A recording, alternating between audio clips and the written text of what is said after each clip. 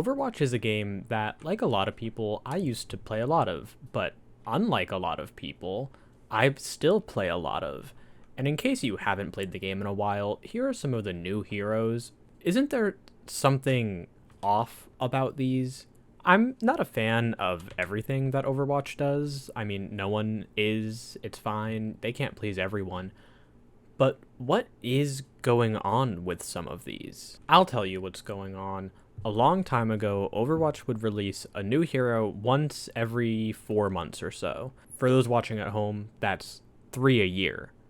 Then, and if you didn't know, they plan on adding 10 this year. They don't have time to perfect these heroes when it comes to their gameplay or design. I'll be focusing mostly on the designs of these heroes in this video, but I can't not talk about the gameplay too. And we're going to start with the most okay, mid-tier, boring character that they have added in Overwatch 2, and that's Sierra. This design is just so boring, which is fitting, don't get me wrong. She has a gun, a grenade, and a grappling hook.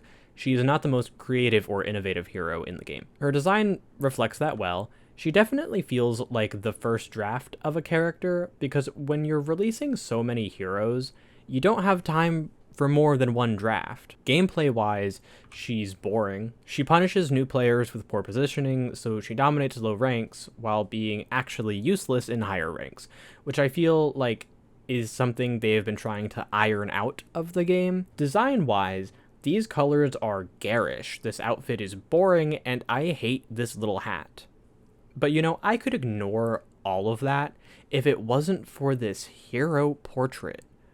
What is going on here? I actually am so confused. What's going on with a lot of these? Like, look at Kiriko's. This has been bothering me for so long. Now, I really like Kiriko's overall design, but why is her eye flying away from her face? If I cover up the right eye and tell you to just imagine where her eye should be, then uncover it, it's crazy. It's so far away. I just want to... Look. Here. Look. Isn't that better? And Sojourn? Who is that? Comparing her model to her hero icon, these are different people. Their noses are completely different. This contour around the side of their face is different. This head thing is just not in the model. Now, I don't expect a one-to-one recreation, but these are so different. Now, that brings me back to Sierra's portrait. What game is she from? Because it doesn't look like Overwatch. Look at her portrait compared to Kiriko's. These are different styles, like completely.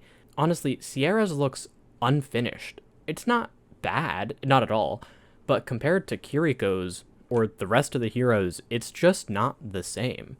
There's also some weird artifacting happening, which could just be the image that I pulled, but I wanted to point it out. There's also a harsh line of shadow under Sierra's face, which isn't really present in a lot of the other portraits. It was a choice, not a bad choice independently, but I don't know why she has this shadows and other heroes don't. Like, look at her portrait next to Doomfist's. It is a very stark difference. The hero portraits aren't really a big deal though. I mean, they're small most of the time. No one's really looking at them too closely. So let's get into some of the full designs. We're going to start with Wu Yang. Now, we know Overwatch is competing with Marvel Rivals, so they had to make some more appealing characters. He's hot. He checks the box, but his outfit is boring. Like, what's up with this little tank top thing? He's supposed to be like a surfer? I don't know what this is conveying. Also, I hate his shoes. I think he should probably honestly be barefoot, but I understand why he's not barefoot, because when I redrew him, I did not want to do that either. But they didn't have that problem with Sigma, so I don't know. My biggest problem, though, is that he is weighted very symmetrically. He is cut right in half down the middle, and there's not much to look at anywhere else except for his waist. For my changes, I really just wanted him to be less busy right there and overall. And also, if you're going to make a hot character who's water-based, just take his shirt off. I regrettably did not draw his nipples, but if I were to try again, I would absolutely be including those. I also made his shoes more like surfing shoes, And I offset his belt thing slightly, so he's not as symmetrical horizontally either. I brought up his waistline, so it's not right in the middle, and I made his pants way bigger so that his silhouette isn't as rectangular. It's not too drastically different, but I wanted people to see how he could be. I also wanted to draw him shirtless. I posted this on TikTok, and people were upset with how little I changed, but some people definitely got the vision. That one Wuyang cosplayer even commented, which was pretty cool. Now, I've done some subtle changes. Let's do some pretty big ones. And I'm not the first person to point out how unpleasant Hazard's design is. There's a lot going on here. There's a lot of colors. This yellow and this purple and the blue and the teal, it's too much. But look at his model compared to his character art. Once again, his model is very rectangular, but his character art is dynamic. And the colors make slightly more sense here. Genuinely, what happened from this to this? And more so, what happened from this to this? Hazard's concept art is so cool, and I am honestly disappointed. There were some green colors happening in the concept art, so I really wanted to lean into that. There were also some ideas of him having a huge upper body with tiny legs, or tiny legs with a giant upper body. Either is cool, but I think equally sized both is, well, not cool. His design makes a little bit of sense for his playstyle, which is also all over the place and very unpleasant to be on the receiving end of.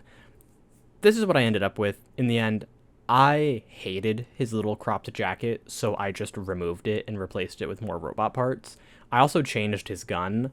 I don't like my gun design that I did. I don't like the original one either, but I'm sure there's something out there that would suit him. Overall, I'm not thrilled with where I ended up. I will say the strong suits are the hair. I think the mohawk would be fun for him, and I think the colors that I used are a little bit more appealing. I stole them from some of the concept art. The greens and yellows scream hazardous to me more than the blues and purples. I posted this one on TikTok too, and people were very, very mean about it. So if you like it or you see what I'm trying to convey with this design, please like and subscribe. And you know what? If you hate it too, like and subscribe anyways. But you know, if the colors are the only bad part of the hero, that's okay. I can just use a skin.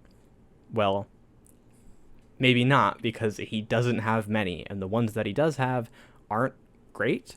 I don't think they're terrible, I just don't think they're worth spending any money or in-game currency on. Unlike Juno, who is also newer, but she has like a million skins. This is a problem that a lot of people point out.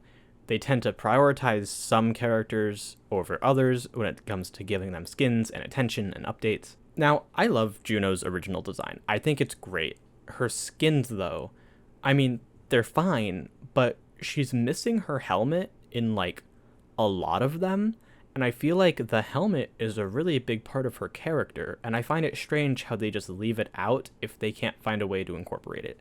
It seems lazy. It all actually seems pretty lazy. They're just pumping out character after character after character, so they can give them each a million skins to sell, which is fine until the actual game, the thing that people are there to play, starts to suffer.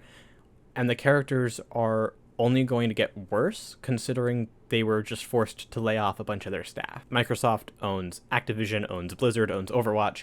It's a whole thing. So I'm not really blaming people at Overwatch. This is an issue with the higher-ups mainly, who, of course, want money. It's not groundbreaking. It seems like the money-hungry higher-ups are crushing the creativity out of this game. And that really sucks, considering the fact that a lot of people, including myself, were drawn to the game mainly because of the art and the characters.